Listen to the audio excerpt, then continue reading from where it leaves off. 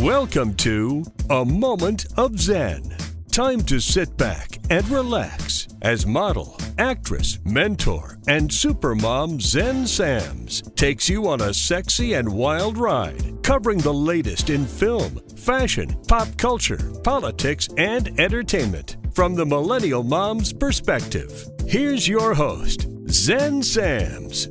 Hello, my beautiful friends and loyal listeners. It's always a pleasure to spend my time with you on the airwaves. Thank you for interacting with me on social media. That truly does make it all worthwhile. Please make sure to follow me at Xen Sams. That's Zen with an X, not a Z. Remember, we're also on TV. Tune in at watch.kpmedia.tv and catch A Moment of Xen on the Impact Live channel Sundays at 11 a.m. Eastern. All episodes are now available on demand. We have a great show lined up for you today in our influencer segment brought to you by Revere Securities. We are featuring Tony Schiena, founder of MOSAIC, a multi-operational security agency and intelligence company. His name is synonymous with counterterrorism, a superpower for hire, as his website puts it. From defensive tactics to human trafficking, he tackles it all. Today, we're chatting about the Russia-Ukraine war, cyber attacks on the U.S., and counterterrorism, all from Tony's POV. In our Crypto Frontier segment brought to you by CCPDigital, we are joined by Chris Pulley, who serves as CEO of CCPDigital, joined by Ricci Rukavina, founder of macroverse.com, a former film and TV executive who started Disney's mobile division. Today, we are chatting all things metaverse, macroverse, and makerverse as we prepare for the internet era of Web3. In My Digital World, brought to us by Tempus Network, we are joined by Amy Luo. She's an investing partner at Digital. Previously, she was general counsel at USDC, the world's second largest stablecoin. She and Shahal Khan, CEO of Tempus Network, will discuss the rise of digital currencies in our current environment and the rules and regulations surrounding them. In our Millennial Mom segment, brought to you by Schiena, we are featuring trailblazer Ariela Ashkenazi. She is one impressive lady who is doing amazing things and balancing it all. Ariela is a mother of 8 and CEO of one of the largest and most successful lingerie companies in the US. Listen in as she talks about her amazing rise to success, ending Women's History Month with a sexy bang. Stay tuned. We'll be right back with Tony Schiena. You're listening to A Moment of Xen right here on 710 WR, the voice of New York. If you've missed out dining in New York City for the past year, it's time to visit the legendary Vice Cucina. Located in the heart of Midtown, Vice specializes in blending delicious Northern Italian and American cuisine with dishes such as the incredible taglione lobster, ravioli masala, ossobuco, and pappardelle al telefono, along with many other mouthwatering offerings. You deserve a great night out. Call Vice Cucina 212-757-2600 or online at vicecucina.com. Welcome back, my beautiful friends. You're listening to A Moment of Xen right here on 710 WOR, the voice of New York. I am your host, Xen Sams. Now, up in just a few minutes, we have our influencer segment brought to us by Revere Securities, and we are featuring Tony Schiena. His name is synonymous with the counterintelligence sector, counterterrorism, and counter-human trafficking. And we are chatting Russia-Ukraine, cyber attacks on the U.S., counterterrorism, all from Tony's point of view. And what a point of view that is. Having spent much of his youth in the 1990s working with the intelligence services in his native South Africa, a time in which he was embedded for long periods in paramilitary groups, Tony has gone on to turn himself into a world-renowned expert on private security and combat operations, acting as a consultant for everybody from the New York Police Department to the French Foreign Legion to the Afghanistan National Army, to the Mongolian Quick Reaction Force. As that was not enough, as a sportsman, he's achieved the highest of accolades, retiring as an undefeated world heavyweight karate champion and first recipient of Martial Arts Hall of Fame Silent Heroes Award. He has consistently built on his defensive tactics arsenal, becoming one of the premier experts and advisors in the world today. He runs the majority of his current security operations out of his company, MOSAIC, which stands for Multi-Operational Security Agency Intelligence Company. You can check them out at MOSAICsec.com. And what a great name, might I add. Looks like a model. You guys have to check him out. Go to his website at tonyschiena.com. Now, MOSAIC integrates technology, deep source intelligence, combined with cyber and surveillance intelligence in order to address current and emerging threats. Now, threats to multinational corporations, governments, and even non-governmental organizations to up to private individuals. Now, that's a big, big job he's got cut out for him. MOSAIC is widely regarded as one of the world's leading crisis management firms. And today we are welcoming Tony from a remote location. Welcome to the show, superstar. Thank you so much, and for that massive introduction. Much appreciated. Well, you have a massive career and massive accolades under your belt. In addition to that, at the age of 25, you retired undefeated as a world heavyweight karate champion. Talk to me about that, because I find that fascinating. Did that kick off your passion for wanting to be on the front lines, essentially? No, that started beforehand. As you said, I grew up in South Africa, and I was first recruited in a very complex time where we were getting rid of a horrible system of apartheid, and we were trying to ensure that there wouldn't be a civil war. We had terrorism, we had the extreme right, the extreme left, we had false flag operations. It was just a crazy time where we were trying our very best to avert any civil war. And I think what was accomplished was really remarkable when you look at the sort of landscape of wars today and in the last few decades. What was accomplished in South Africa without a civil war is really remarkable. I was just a young, very young man at the time, and only really contributed very little in that process, but am quite proud that that was achieved without a civil war. That was prior to. And what and who, might I say, who inspired your career path, or what? Well, I didn't plan to go into this industry. I was studying international trade with a sort of major in law. I was going to go into maritime law, actually. That was my goal, and I got recruited by my law professor. So it changed the trajectory of my life and took it in a completely different direction, which at first I was not happy about when I kind of understood the positions I was in. Now I'm very happy about it because it gave me a very sort of different life and lifestyle that probably more suited to me.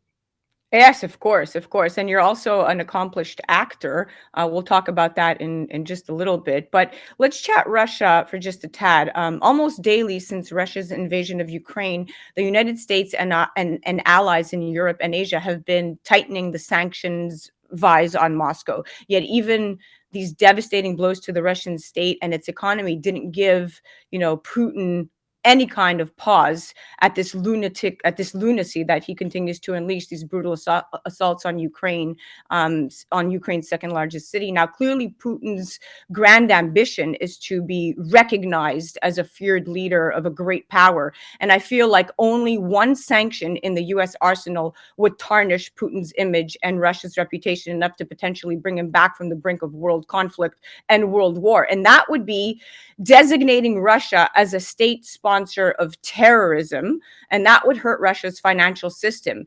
What do you say to this, and do you feel that he's going to retaliate? I mean, it's a lot more complex than it always is, right? In war, there's all kinds of agenda and multi-agenda. The main thing at the moment is the NATO yes, NATO no issue, right? Which is understandable, really, on both sides. I mean, it really catapulted him. Let me step back a bit. He invaded and annexed Crimea, and the European Union did nothing.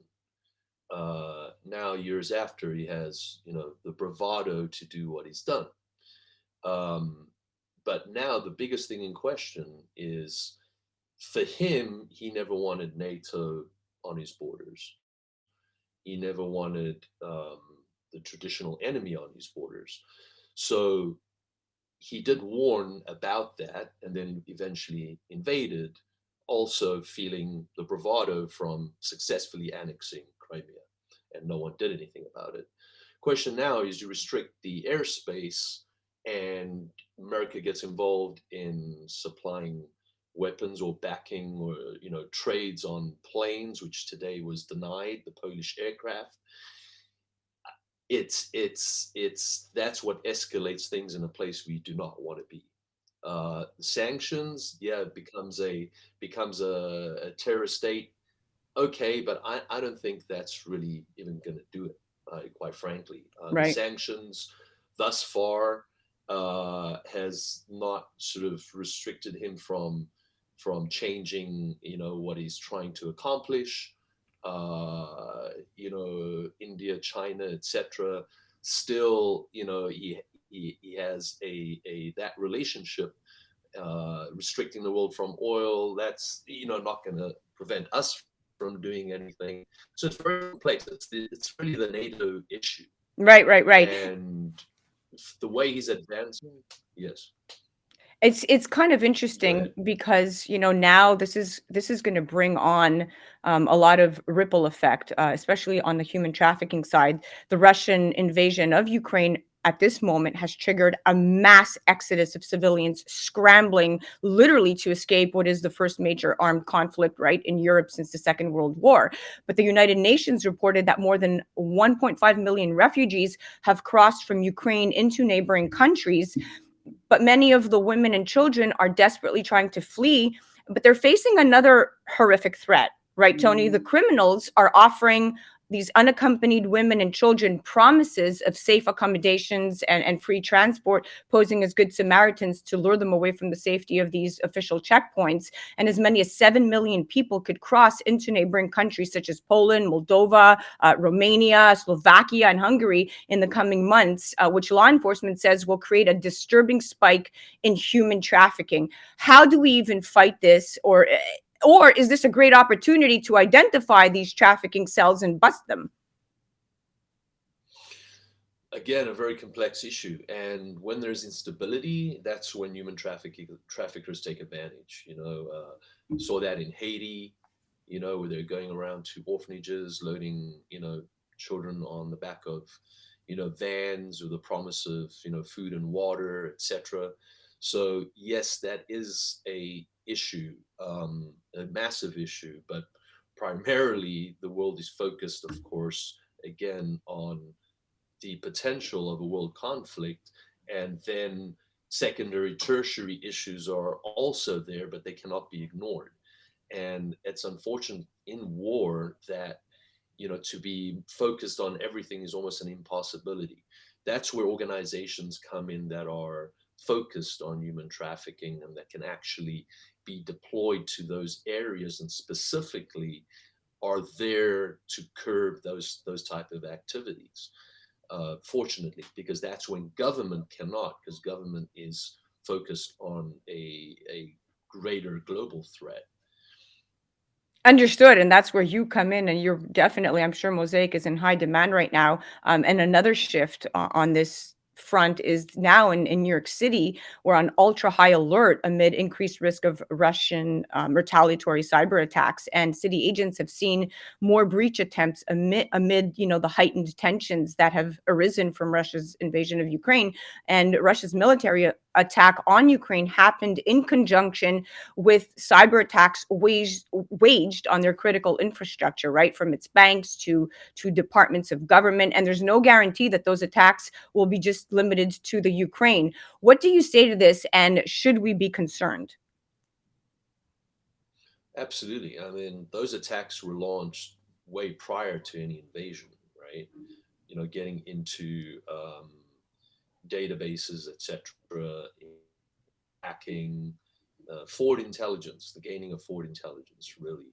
And it happens with the Russian attacks on around the planet. There are other sort of predatory, cyber criminals who take full advantage of that. So cyber is the platform for terrorism now, and it is the future. and it will just continue to escalate. But at this very moment, it'll be taken advantage of by opportunistic criminals also. Besides Exactly.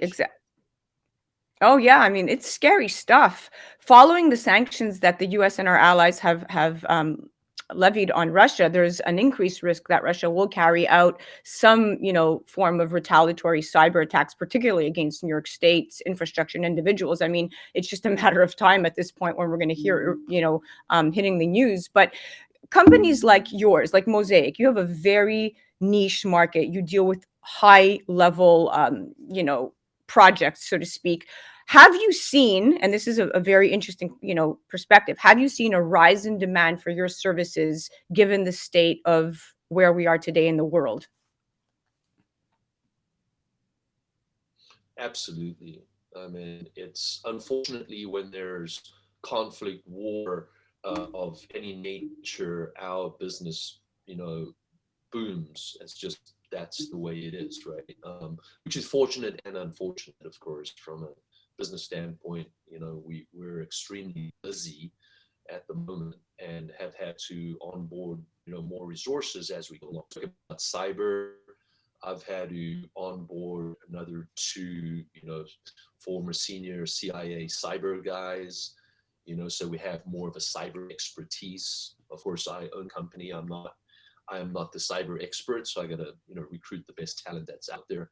We're opening a cybersecurity company out of Abu Dhabi, actually. That's where our cyber base will be, focused on all kinds of issues. Also, in the crypto space, etc. We'll be doing things, but we get asked a lot on our clients are really the 1%ers of the planets, or corporations or governments. So in a time like this, everyone is concerned and everyone wants our attention, and that really spreads us thin a little bit. And that's where we're a more focused company, and we only onboard that amount of clientele because we have to deliver the best product for them, whether they're a government, corporation, or a high net worth individual. Got it.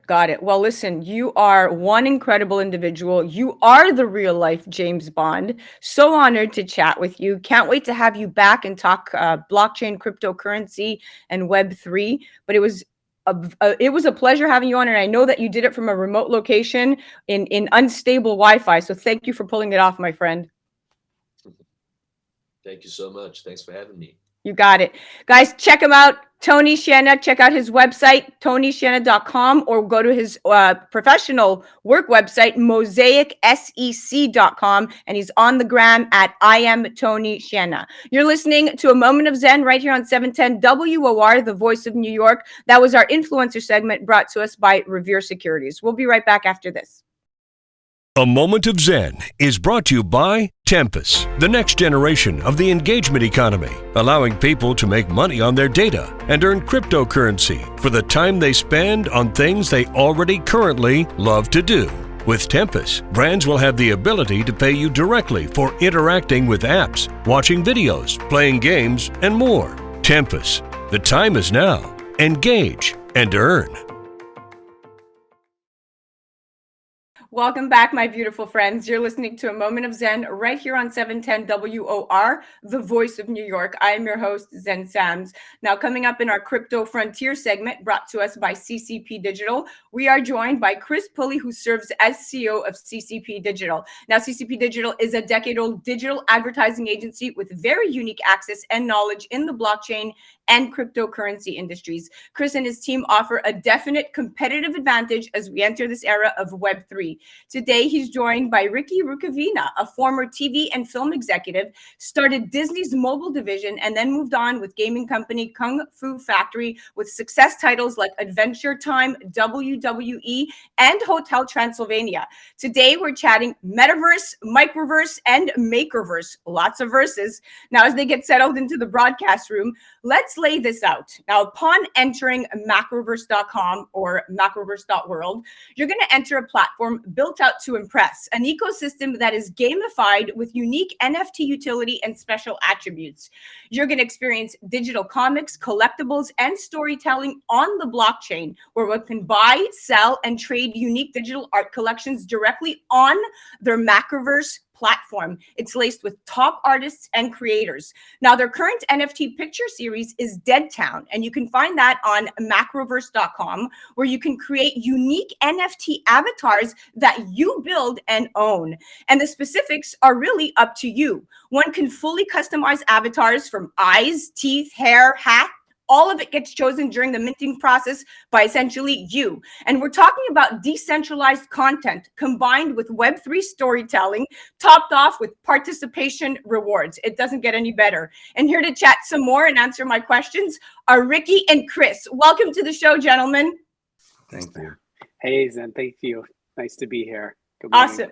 Ricci, I'm going to start with you. So after years of experimentation and prototyping to find the right format, you launched Macroverse app back in 2019, and it's grown to over 100 creators, right? Making over 50 series and more than 500 episodes of content. I can't even keep up. Cut to the exploding moment when we bumped into the world of NFTs and blockchain. And that's where you launched Makerverse, which is the marketplace to sell, buy, and trade these NFTs. Talk to us about the marriage of Macroverse and Makerverse. Sure. Well, thanks again for having us. Really appreciate being here. The idea is, how can we as creators make something that's for creators? So the more that we can build a community around that, where it's creators first. The idea is that, you know, there's so many different horror stories in business, whether it's movie studios or television studios or whatever, where creators kind of get cut out of things. We wanted to really just do things from the very beginning, where creators really get a say in everything that they get to do. And as we bumped into NFTs and blockchain and all of that, that became so much easier for us to be able to have a platform where everything's accounted for, and that we make it easy to get their content, whether it's a story or an NFT that becomes a story, or an NFT that becomes a story that becomes a game.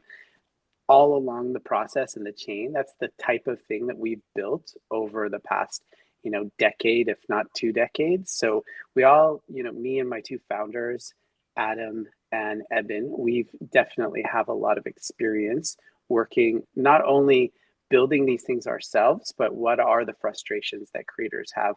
What are the frustrations that collectors have, right? We're primarily a comic book platform for NFTs, but it starts with PFP avatars and then goes to comic books and then goes to games. But a frustration is when my mom threw out my comic book collection. I don't have to worry about that anymore. A frustration is when, I created an idea that got maybe stolen by somebody else. I don't have to worry about those types of things anymore. And it's really creators working with other creators, for creators, by creators. It's very creator centric. That's the idea. And you're right, because there's a bunch of NFT platforms, but they cater really to fine arts and crypto artists, and that's amazing. But to your point, what about comics and creators, writers, character designers, animators, right? Game designers, all the people who play in the storytelling process and in the storytelling world. And of course, a former Disney executive would be at the forefront of this platform. So I take my hat off to you, Ricci. Thank you. Well, yeah, there's also kind of a limitation there with fine art, I'm a big street art collector, so I love street art and love fine art, but there's a limitation there. Yes. That I think, over time, and then, the media just has absolutely pounced on this opportunity to make fun of NFT, to make fun of these high, enormous values, without really focusing on the utility of blockchain, the utility of collectability, the utility of collecting a comic book, or being a creator that can actually track their royalties and revenue sources. Because so rather than the joke, we're really focused on the long-term aspects of creation, accounting, utility, the usefulness of it. And at the end of the day, creating amazing stories and amazing content. And that's where you have Chris, the expert. Chris, welcome back. Absolutely. Thank you for having me again. You got it, buddy. So let's dive into making people feel really comfortable with platforms, because that, with all the regulations and all the horror stories you hear, there's a lot going on. Now, Ethereum blockchain, which is currently the most common blockchain for minting NFTs, doesn't have a mechanism for distinguishing between possessing a token and owning it, right? So if someone steals your bicycle, it's generally understood that the bike is still yours. With an NFT, the owner is whoever has the token in their wallet. So if someone's ape NFT gets stolen via a phishing scam, the blockchain treats the thief as the new owner. This puts the power to determine real ownership, not in the NFT itself, but in the hands of the marketplaces that trade them. Talk to me about Macroverse as the primary marketplace and the connectivity offered within the ecosystem that is basically ensuring a safe and seamless experience. Wow. It's almost as if it's another question for Ricci, as he's really been the spearhead and the idea behind taking what they've been building for years on their experiences and talents, and then really having a heart for the creator community to launch a safe environment altogether. So to speak to that, the security component, it's amazing.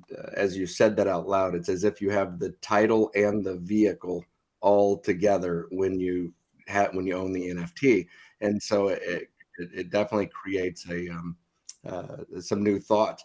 The idea, though, that they've done such an amazing job at taking their time, not going to some kind of gold rush of NFTs, but really have slowed down. They were ready to launch a year ago from a creator and platform perspective, but they took their time to integrate to Web3 and to take security very seriously, and to make sure that the community has the tools that they need to be successful. Ricci's made it, and it's his heart to help, and Eben and Adam's heart to help that community get the tools they need, because it's already hard to be a creator and make a living or have the kind of success. And so the tools they're providing and the value that's being provided in the entertainment and the fun. I've got videos of my kids creating the PFP avatars. And I mean, you talk about just giggling and laughing along the way. And they're just so excited, now how do we access the comic? And so all of this is brand new. This is really a coming out party. We'll be attending many conferences this year, and I believe the next conference here at NFT LA is going to be really an unveiling. And Ricci, essentially what you are, from what I'm understanding, what you are building is a new kind of media studio, really designed for the era of Web3, where when I was reading through the website, essentially every drop from every macroverse world will actually reward collectors and holders and the participants with this expanding set of perks, which is beautiful to see. Now, when the minting window closes, attributes will be revealed, which I find amazing. Rarity will be determined. Quantity will be locked, and we're going to discover this horde of zombies, and we're going to discover what they look like altogether. Now, verifying ownership of an asset at the point of which it is minted onto an NFT is more of a social problem, really, than a technical one. It's hard to do through code alone. What do you say to this? Yeah, so there's a couple of things wrapped into there. I mean, number one, the idea of rewards, right? My background, is making games, and I think making games, I've made movies, I've made games, and now I'm making, NFT blockchain content. There's nothing harder than making games, because they have to be, there are financial transactions involved, which need to be secure. There's hacking that gets involved so that your account doesn't get hacked. There's there's a tutorial. It has to lead people in. You have analytics. You have to run live events.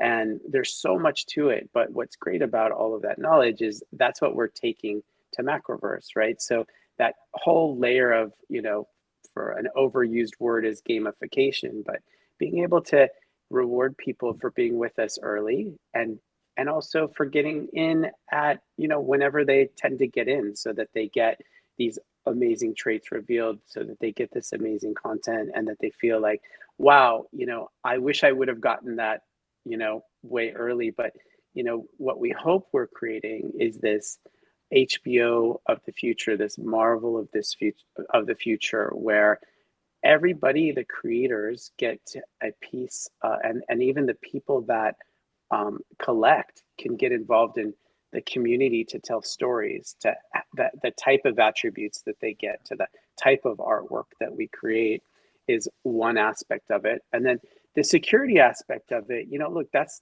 always going to be an ongoing thing. Every time that you hear about any kind of system or platform that gets created, somebody finds a way to break it, right? So your job as a creator, as a platform provider, as a technology studio is to constantly secure and make people feel safe and feel comfortable. And I think you can really only do that if you're always, I think your intention and where you start, your endeavor, whether it's a company or whether it's a product or anything, it's what's the root, what's the seed level of what you're creating. Because if you're not very intentional that you want people to feel that their assets are secure and it's like an afterthought, then you're always going to be chasing that. They're always going to have this pretty weak tree trunk, so to speak, as Very opposed true. to this oak. So we take it pretty seriously, but at the same time, it's just one of those things that from a technology standpoint, a platform standpoint, that we think about, okay, each time that we're making an iteration of the platform, what else is out there? What are people doing? What are the things that we've heard of that we need to be aware of, either that are nefarious or that are positive? Now we have part of what we do. I don't want to cut you. We have about a minute and a half left, and I want to try to get one more question in there, and kind of either to you or Chris. But essentially, it goes back to the marketplaces and the exchanges. Like, the main people who are winning are the exchanges and the marketplaces, because they're taking transaction fees, service fees, percent cut royalties.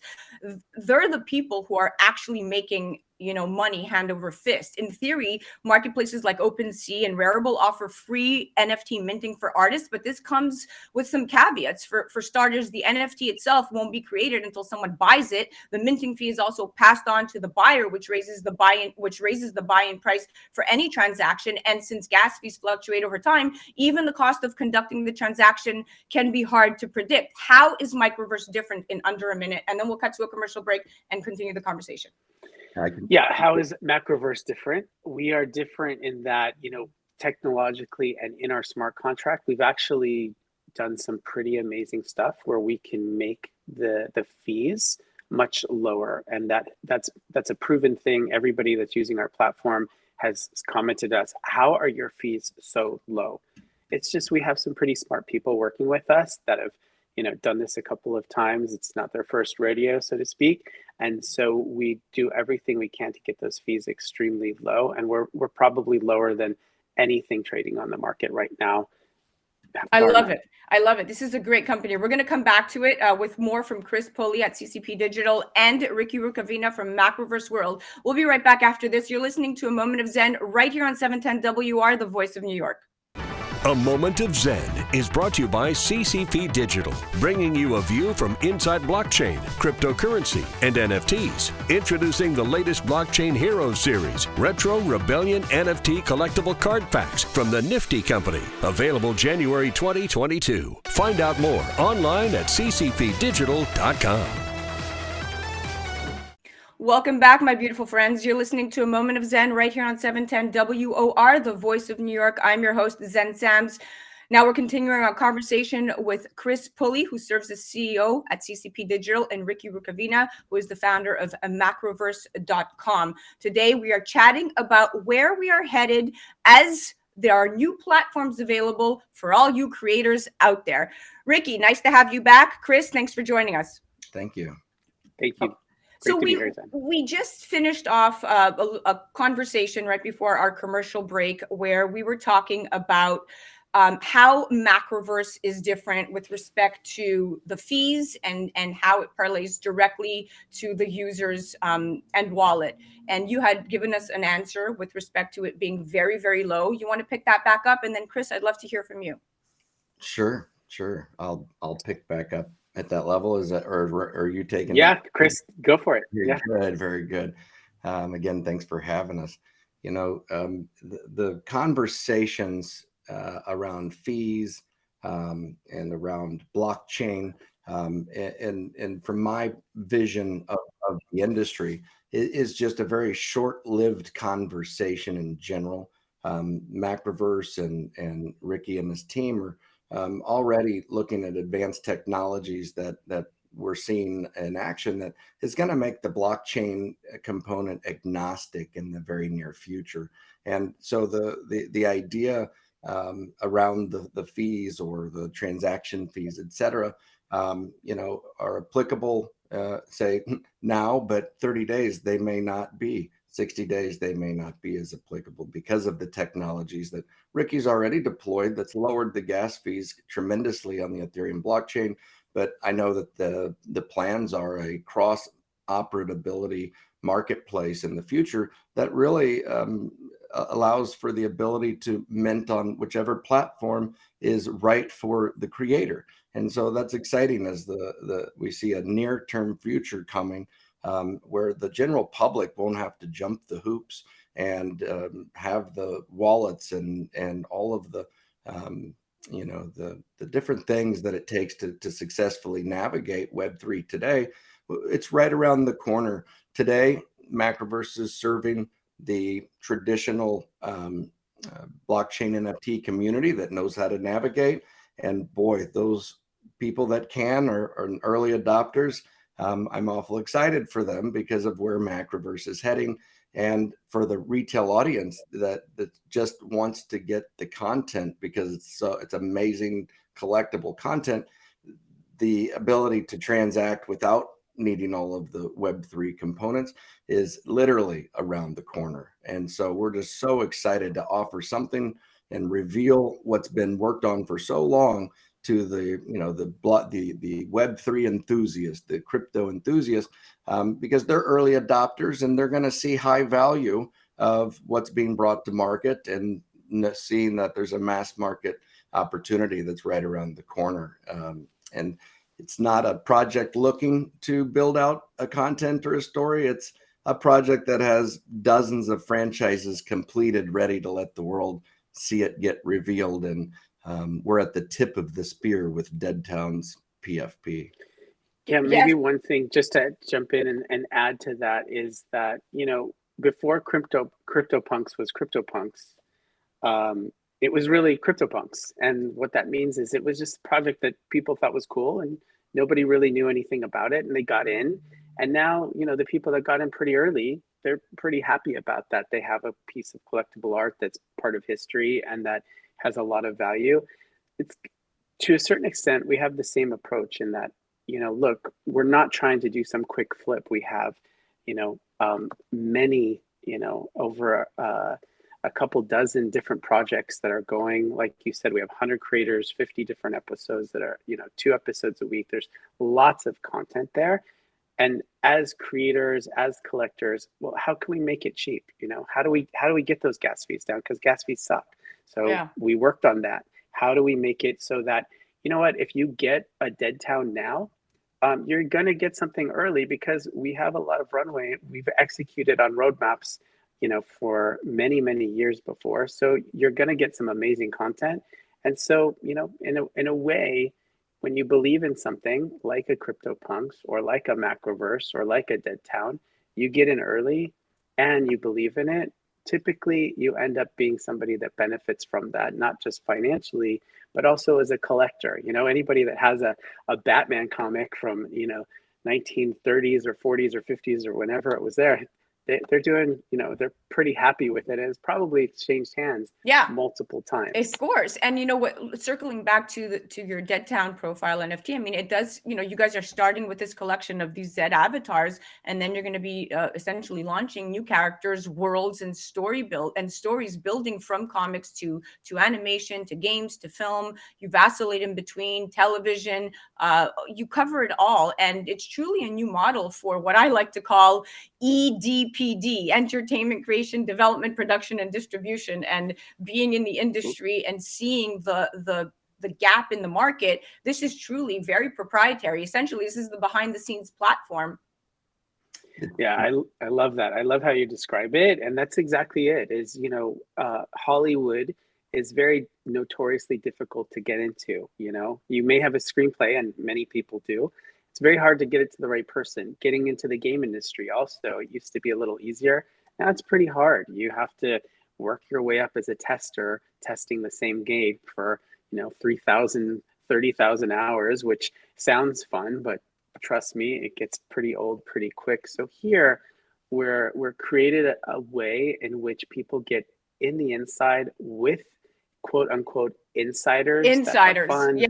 And cool. it already lays out like a Hollywood story. I mean, this Dead Town story, I love it. This neo-noir crime zombie adventure. It's really the finest film noir of traditions. I mean, to follow a classic anti-hero in a post-apocalyptic war overrun by zombies, I feel like I'm living it now with the current administration and the pandemic.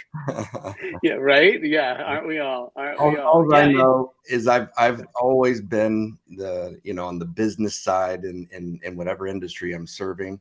I just feel so fortunate to be with the cool kids, and when we talk about these communities and these other NFT successful launches, just as Ricci explained, it's about that community. And when I met Ricci and Adam and Eben, and you look at their histories and their experiences, it doesn't get any cooler to be with a community that's supporting the creators, mentoring the creators, pulling the curtains back, teaching everybody how it works, allowing people to create characters and have the opportunity to enter your character into the storyline and benefit from revenues in the future. It's almost like choose your own story backwards, as you're literally... Yeah, you're reverse engineering this. I love it. It's beautiful. And now we are officially out of time, but we'll definitely have Ricci right back because it was a great segment. And Chris, I always love talking with you. Thank you so much. Thank you so much, Zen. It was amazing. Absolutely. Guys, you're listening to A Moment of Zen right here on 710 WR, the voice of New York. That was Ricci Rukavina from macroverse.com and Chris Pulley from CCPDigital. Now, the extreme technical nature of how NFTs, blockchains, and cryptocurrencies work means that it's easy to simplify the explanation of the tech to the point of being misleading. So we have to tackle this with the understanding that no explanation, no matter how in-depth, can ever be totally comprehensive. But with that in mind, a great place to start and trust is definitely macroverse.com. We'll be right back after this. You're listening to A Moment of Zen right here on 710 WR, the voice of New York.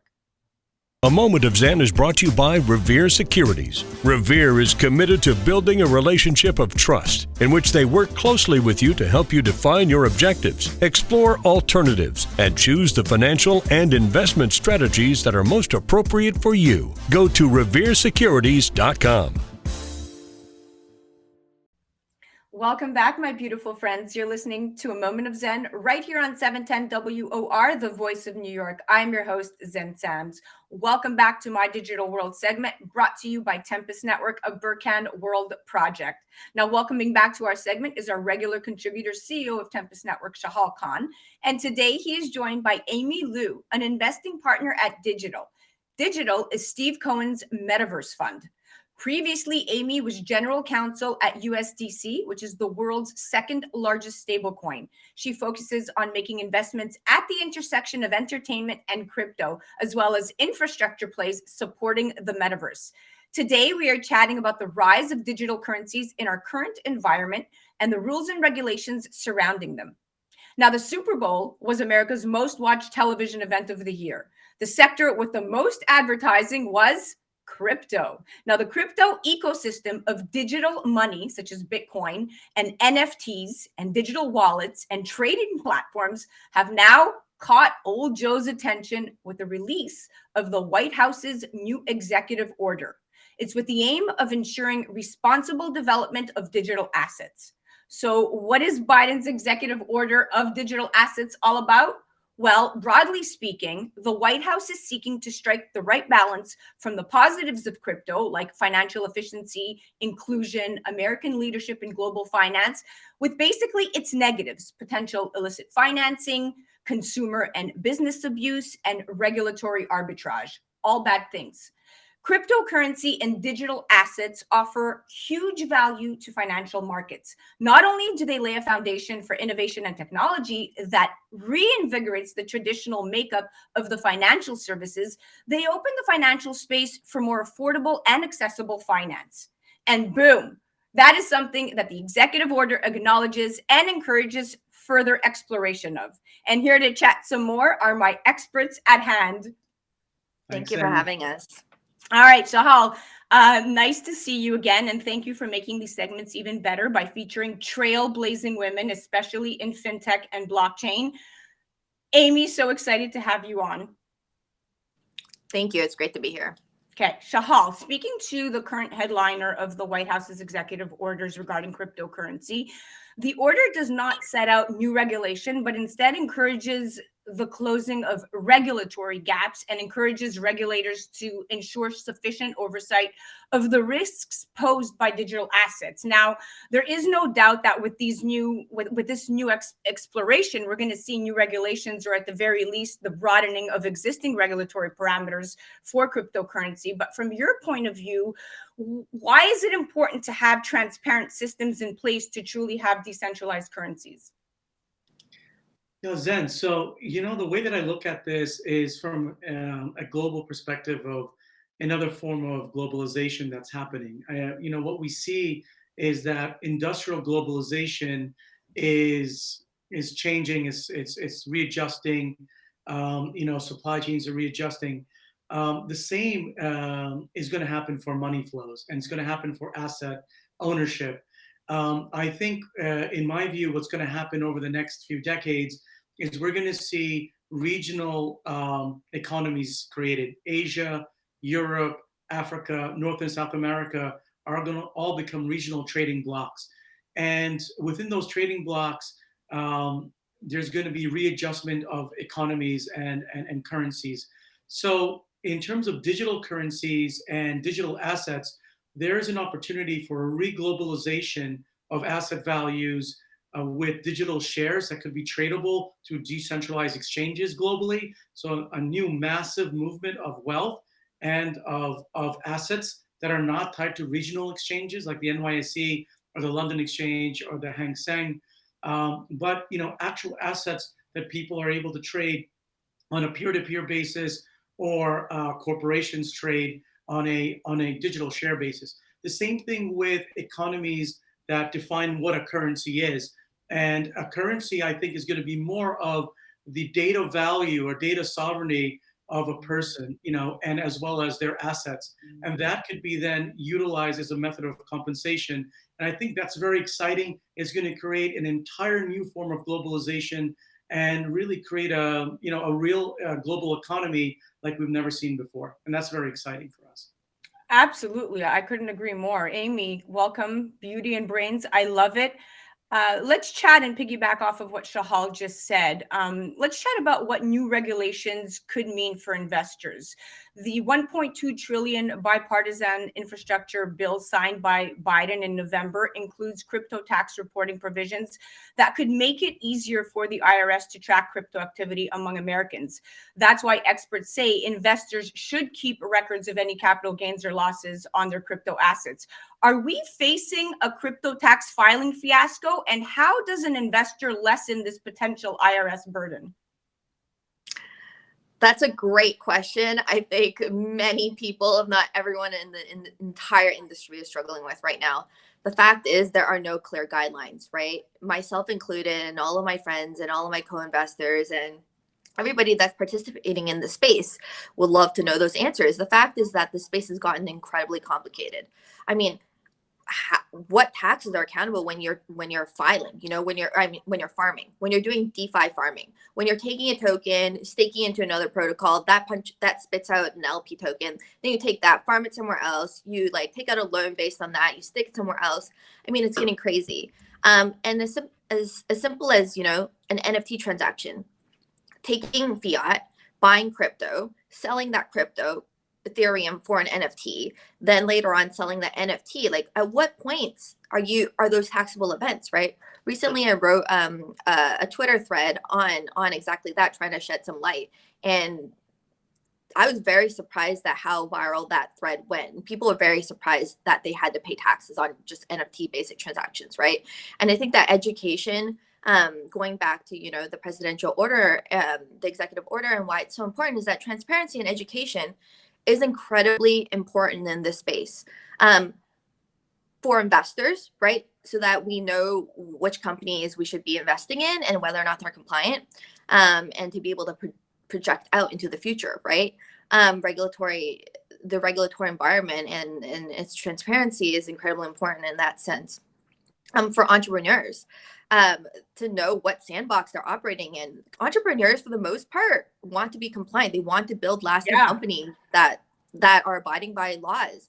And right now, frankly, the laws that they have are from 1964, right? If we're talking about the Howey test, or when they are directed to the laws, like to fit in, you're trying to fit a square peg into a round hole. So it just doesn't work.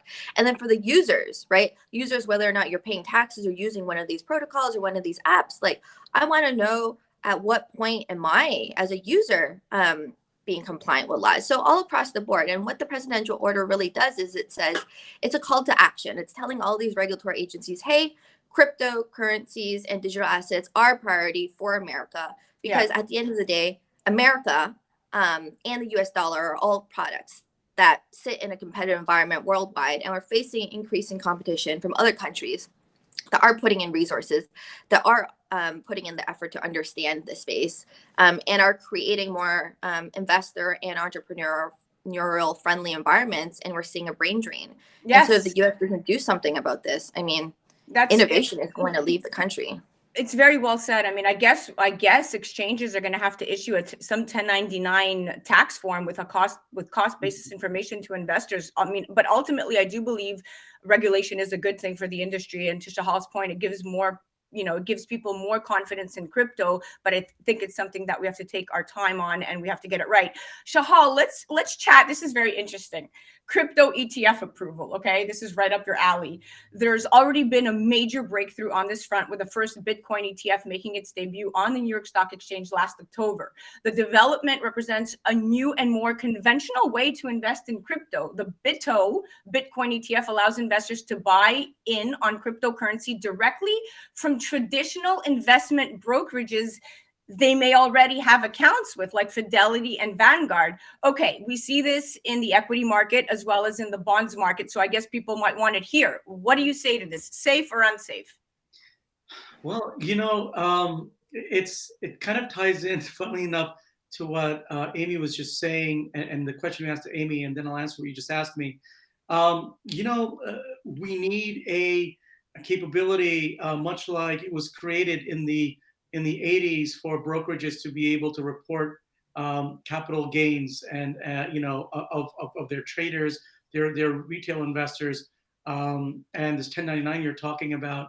I think that needs to be done across the board with crypto exchanges, as they're regulated based on the KYC of the applicant and their residency. So that's answering the last question. I think that there needs to be that sort of a mechanism.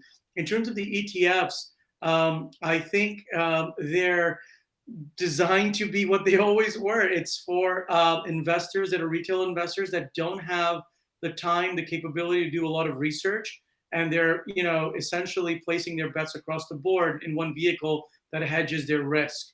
And look, I think that we're still in the beginning innings of what digital currency can do. I'm not specifically going to focus on Bitcoin. I have my own opinions on Bitcoin. I think it's sort of a 1.0 kind of a currency, and there has to be other currencies that have to be created that could be tied to it as a form of trust, or others that will be formulated that have their own mode of trust, which is the most important thing. And if ETFs are being engineered that a pool is able to hedge the issues of research for retail investors and give them comfort and participation, why not? It allows regulation, it allows taxation and ease of use all to be combined into one. So I'm all for that. Couldn't agree more. And actually, this ties back into your broker dealer question. And I was going to ask Amy this, and then you can also pipe in. But crypto exchanges have been historically opaque, allowing their operators to generate profits without accountability before governments or their customers, right? And many exchanges have been accused of wash trading. A Moment of Zen is brought to you by Tempus, the next generation of the engagement economy, allowing people to make money on their data and earn cryptocurrency for the time they spend on things they already currently love to do. With Tempus, brands will have the ability to pay you directly for interacting with apps, watching videos, playing games, and more. Tempus, the time is now. Engage and earn. Welcome back, my beautiful friends. You're listening to A Moment of Zen right here on 710 WOR, the voice of New York.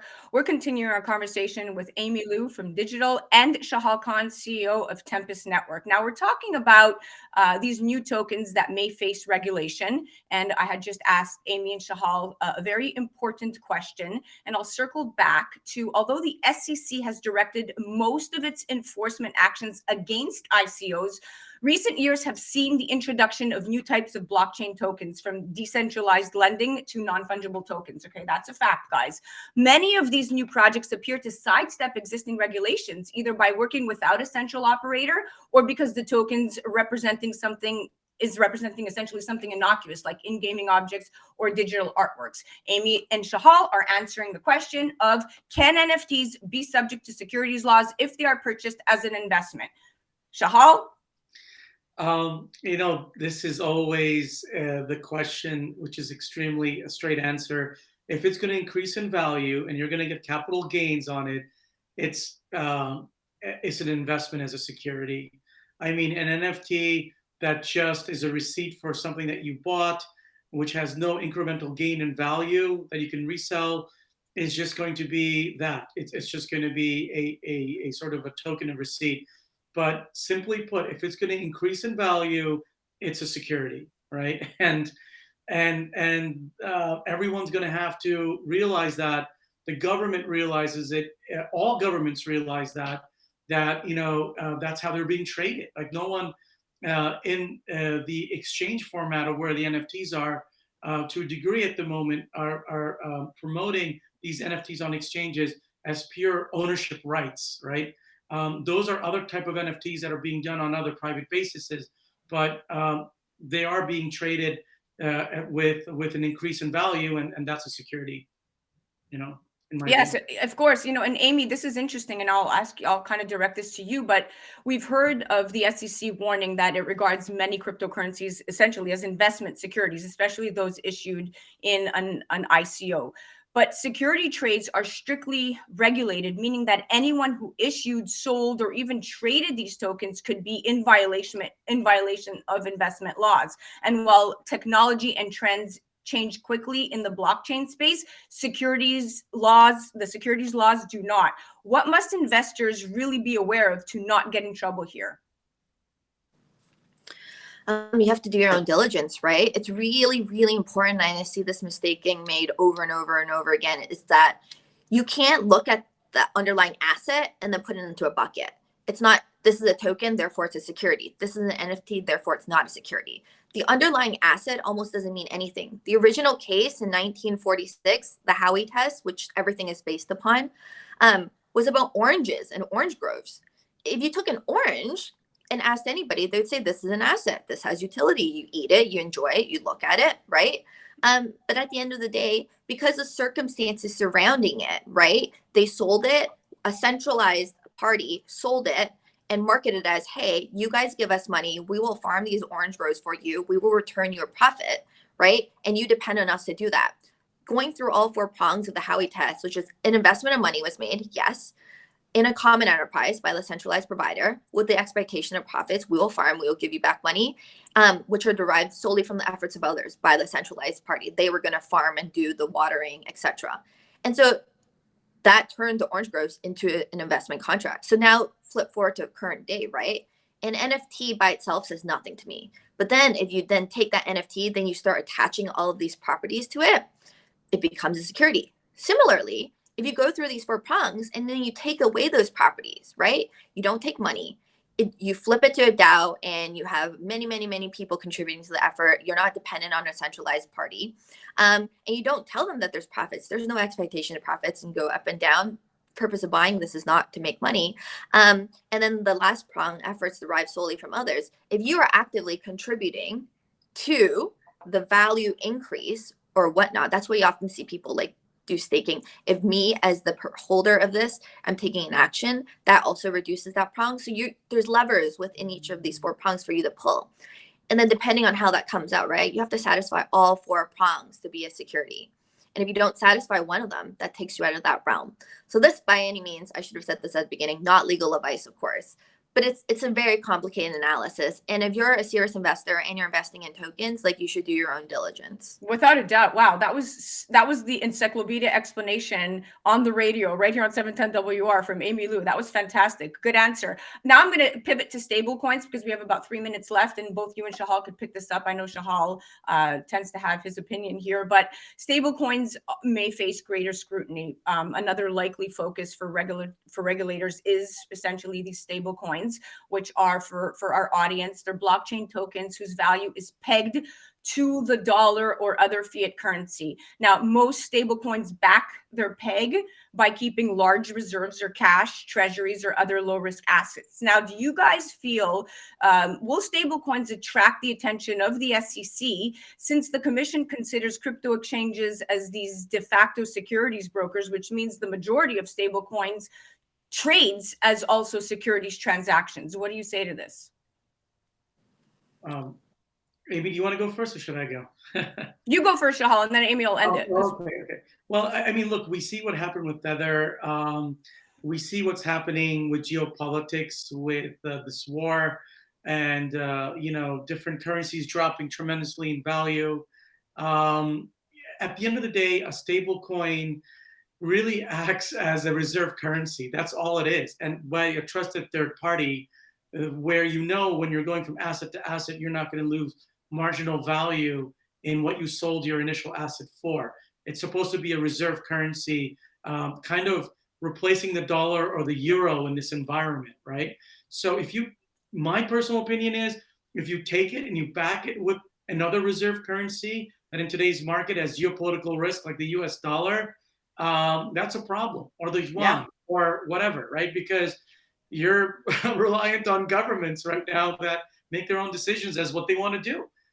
So my view is it's got to be backed with tangible assets, and those could be precious metals. Those could be reserves of real estate assets that are stable. But once again, those could be risky because they can go up and down based on the market. And my personal thing is, how do we take a human's personal equity in his work and measure that and put it behind? But that's a little analysis that Tempus is all about, which I won't get into.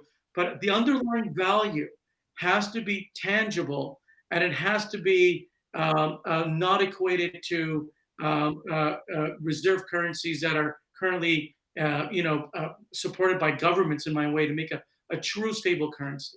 Exactly. And I'd love to hear Amy's perspective here, because what we're asking is, will stablecoins attract the attention of the SEC, taking into consideration, since we know that the commission considers crypto exchanges as these de facto securities brokers, which means, like I said earlier, that the majority of stablecoin trades are also securities transactions. Amy, what do you say to this? 3 points. One is that stablecoins are a threat to stablecoins could be a threat to financial stability, right? You're taking power that was normally controlled 100% by, in the U.S.'s case, the Federal Reserve, right? The ability to issue money, and now you're almost sharing that with possibly a private provider, right? And so that unknown threatens them, and because of that, they're going to try to turn this into an issue, right? And we've seen that time and time again. I think it's an education problem, and that can be resolved. Second point is, if we go back to the Howey test that I just mentioned, right? One of those prongs is an expectation of profits. If a stablecoin is actually designed to be stable and pegged to the underlying asset, there are no expectation of profits. Anyone that's investing in a stablecoin for the expectation of profits, it's probably not a very savvy investor, right? Like one USDC will always equal $1. That will never increase in value. Yeah. So there is no promise. So by default, you're not tipping off one of the prongs. Now where issues can come up is, then this goes back to the education bit, is there might be perceived from an optical perspective issues whereby you see stable coins being combined with like savings accounts, whereby it will throw off interest in association with that stable coin, but it's not part of the underlying product itself, right? And so we've seen cases like this pop up in the past. I think my third point is it's more important it's not so much that these exchanges are selling these stable coins. Again, that's not part of the analysis, but it's more so, it's about, I think the government should focus on consumer protection, right? Going back to what Shahal mentioned, we saw the Tether case, and that whole issue came about was because Tether did not allegedly have the underlying reserves backing the currency. And so what could happen is a bank run.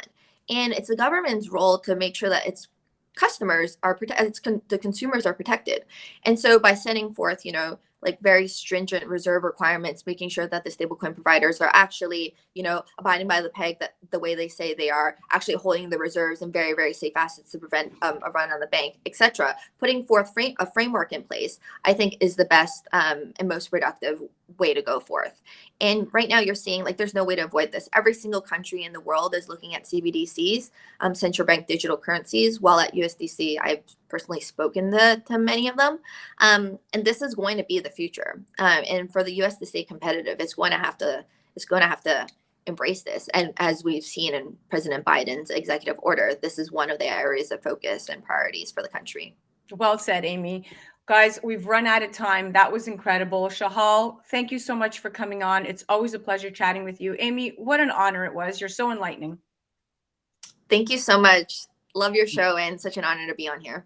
Absolutely. You got it.